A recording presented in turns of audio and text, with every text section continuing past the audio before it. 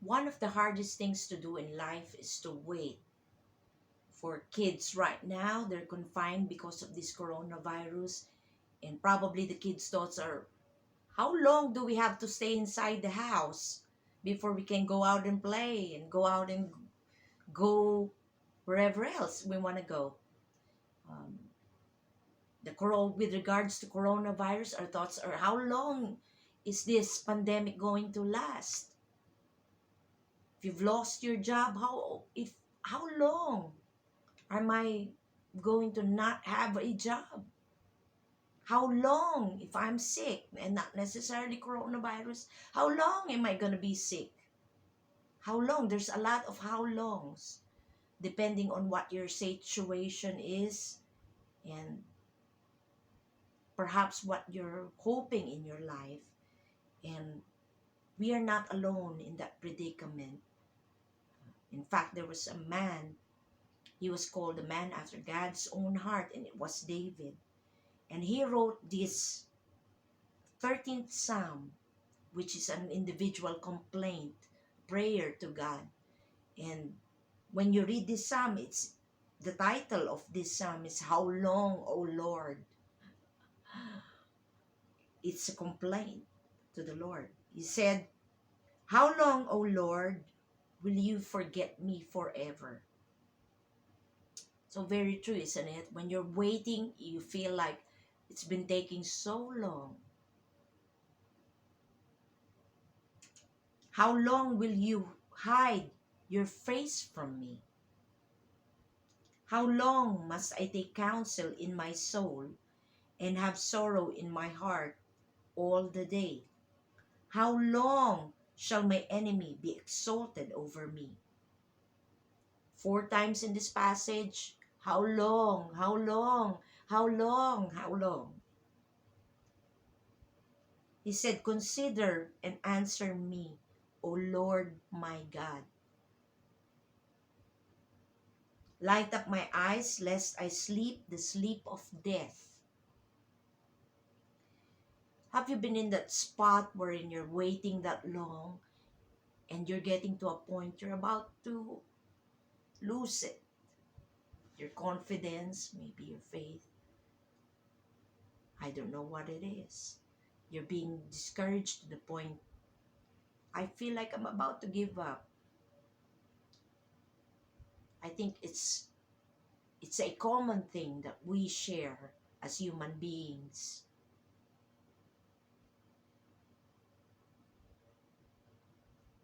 He said, Lest my enemies say, I have prevailed over him. Lest my foes rejoice because I am shaken. I tried to research the background of this psalm. When did it happen? All I know about David, or all we know about David, is he has a lot of times wherein he was persecuted, he was running away because Saul wanted to kill him. There was a time one of his sons wanted to harm him, Absalom, who rebelled against him. So much of his life, although God gave him a promise and told him he was going to be king, but here he is. I don't know. And he's in his predicament. How long? And although it does not say if this was written during that time, the point is he was he was in the situation, and he just feels like it's taking forever. That happens when you're waiting, because um, when you're in the tight spot, all you want to do is just get out of it. And right now, if I can, but that doesn't happen, right? There is the time frame wherein we just have to be in that spot, that how long spot, right?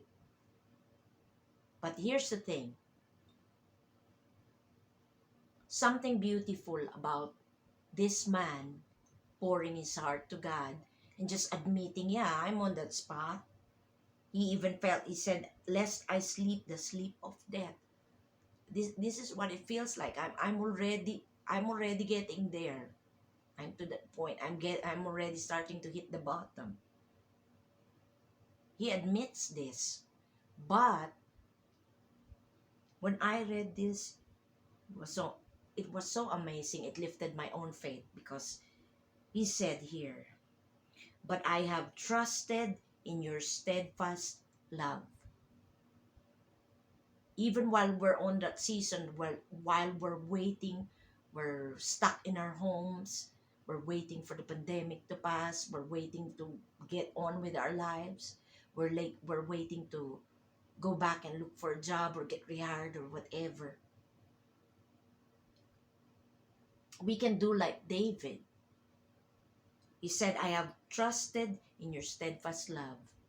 He made the conscious decision to trust in God's unfailing love. This statement here is very important because what happens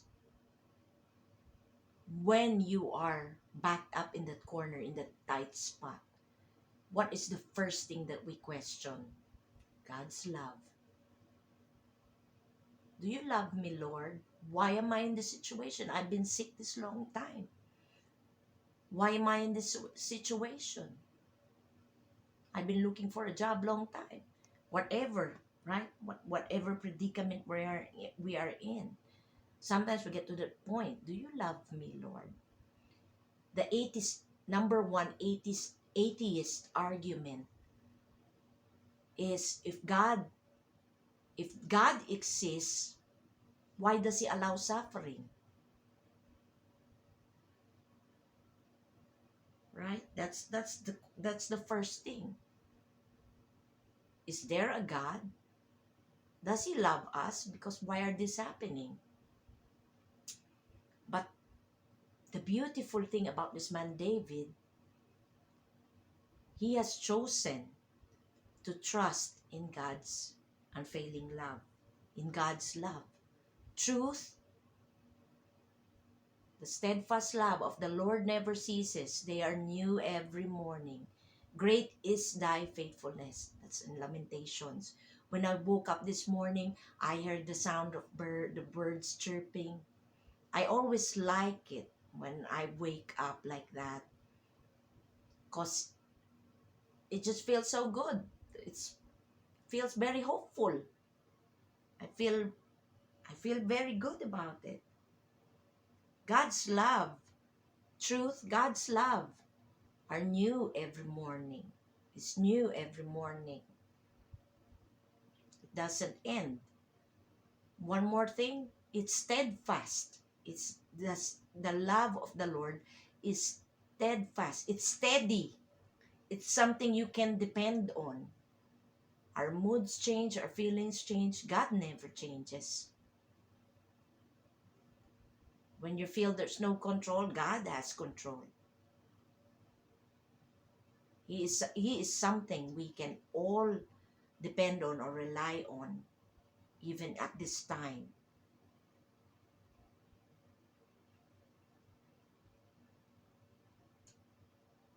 And he said he trusts in God's steadfast love. In other translations, it says unfailing love. God's love never fails. And it's important that you understand, even during this time you are on a tight spot, wherever it is, whatever it is, that God never stopped loving you. He never stopped loving you. And nothing will stop it. Romans 8 said, I am convinced that neither life nor death, what else? Nor angels, nor demons, nor depth, nor height, nor hell, nothing in this creation can separate us from the love of God. What that means is nothing can prevent us from experiencing God's love in Jesus Christ. Not even coronavirus, not even the threat of death, of sickness, of joblessness, of having not much supply. And if He's a loving God, He's a loving Father, He will make a way for you. He will provide what you need. The invitation right now is to be like David. Trust in His steadfast love. The next thing that he does, remember, he's there, he's pouring his out, he's on the stage. How long? How long? I feel like I'm having a sleep of death here, right? But here's another decision. He said, I have trusted in your steadfast love. My heart shall rejoice in your salvation. When I was studying this and reading that word, rejoice, that's kind of contradictory. You're in this predicament. You rejoice? What? I rejoice? Rejoice in your salvation? Happiness is dependent on circumstance, but joy is dependent on God. It is something. Joy is actually fruit of the Spirit, right? But it comes as we decide to trust in the Lord, to decide, I'm not going to let this thing get me down. I'm going to be happy. We had our Zoom meeting in our class. And one thing we learned, word for the day, grapes.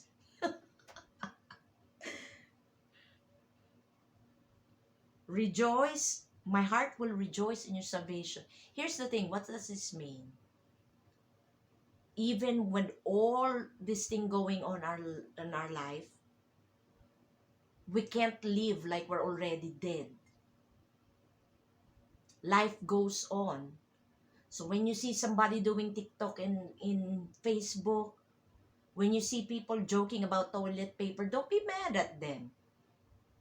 That might be their way of coping with what's going on. And that's good that people still know how to laugh, people still know how to joke. Not that you're not taking it seriously, but what does the Bible say?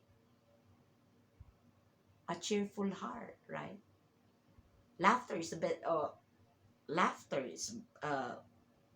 best medicine. A cheerful heart make it a good medicine. And we are encouraged to rejoice, to be glad, to be happy. A.W. Tozer, that's one of my most favorite writers and great man of God. I saw a post circulating on Facebook, and it said here, God's people is supposed to be the bravest. I'm going to just give you the essence. It said, God's people is supposed to be the bravest on earth, not cocky sure of themselves, but because they are so sure of Him, so sure of God. Yeah, we're supposed to be the boldest people in the world. We're supposed to be the happiest people in the world too. I know it sounds crazy, but why is that? Think about this. Unless the Lord comes back during our time, one by one we are going to go one way or another. But that doesn't mean that we're going to live in fear. Or like I said, when bad things happen, we're going to stop living our life. No. Remember, you are God's people. You are part of God's people. You have to be, at this time that things are going on, who are they going to look up to? You. They're going to look up to you for encouragement, for prayer. Watch out. This is your opportunity to be a blessing to other people. You can't be the number one person losing your cool. You can't be the number one person losing your joy. Don't stop living. Don't stop rejoicing. We're not dead yet. Don't live like you're dead. We are alive in Christ. Whether we live or we die, we are His.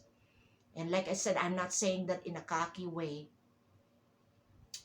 You know, when I had my 2 weeks ago, just a little minor sore throat, and I started sneezing, I felt bad.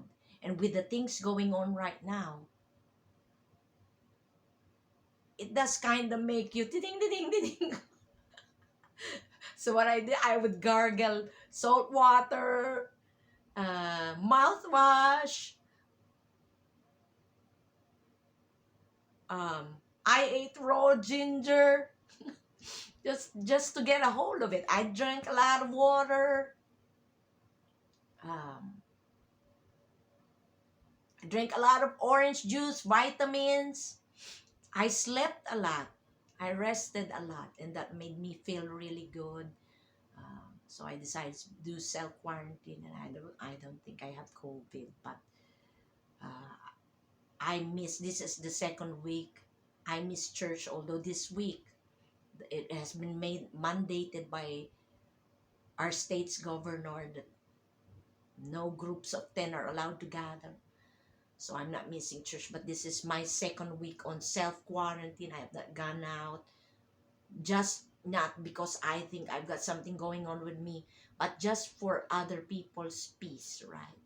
So I've done that. But going back to the point, yeah, my heart shall rejoice in your salvation. So don't stop rejoicing. Don't stop living your life. And if you see people doing that, don't be mad at them.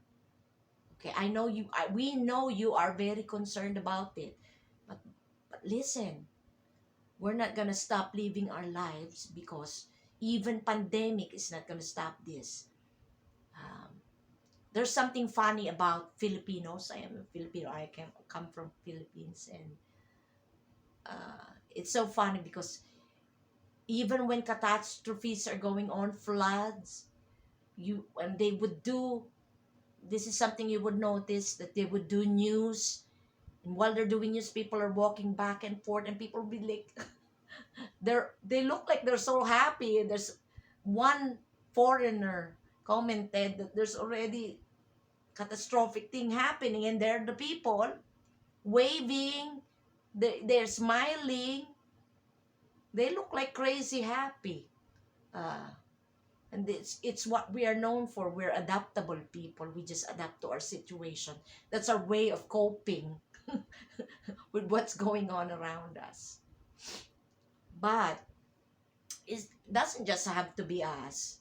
um, I don't mean everybody get crazy, but everybody, I do mean everybody keep a positive attitude, right? It's a medicine. No wonder this man, David, is also handsome. I think I finally found out his secret. He's trusting in the Lord.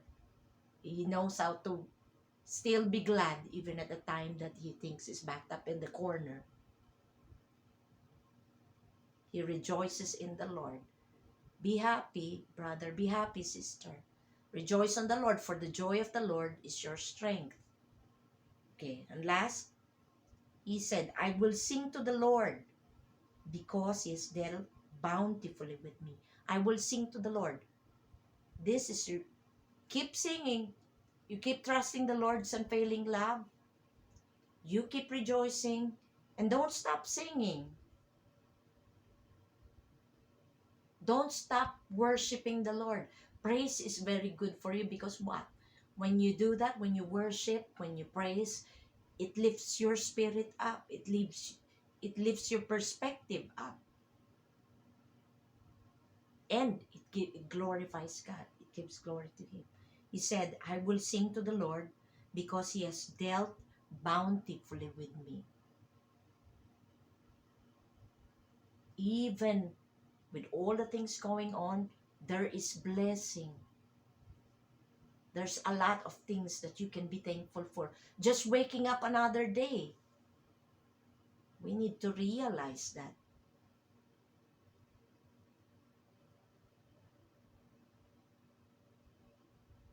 When you wake up in the morning, It's a new day. God has given you a new day, a fresh start. God has dealt with me bountifully. Right now, here in US, um, they're doing all they can. They have they have waived some requirements for employment, so that helps some of the, like those who have federal student loans. There's postponement. That, I mean, little things. Economy, what are we gonna do? Little things, maybe. But these are all provisions from God. And He's not going to stop helping us.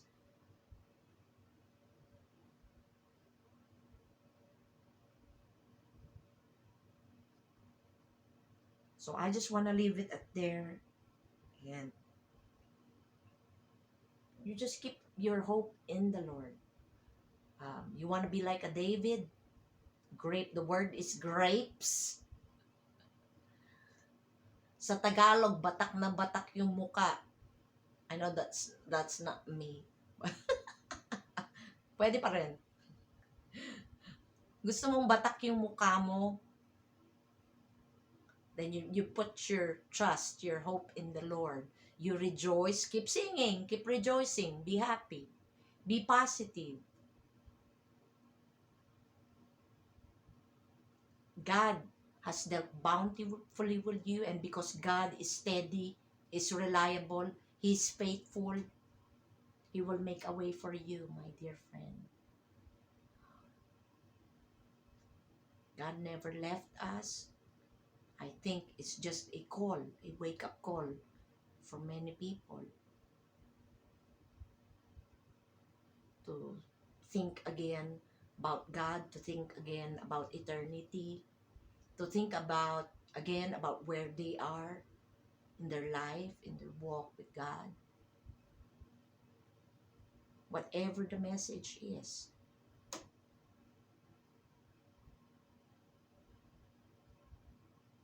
you just go back to God, and God never changes.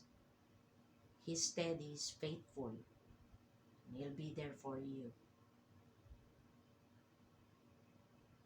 I will see you again next time. Keep being happy. Rejoicing every day makes you look like grapes. If you don't, you're going to look like prunes. So when you see somebody, I know everybody wants to look like grapes. Everybody look grapes, okay? Rejoice in the Lord, trust in the Lord. Sing. Don't stop singing. Don't stop praising the Lord. God bless.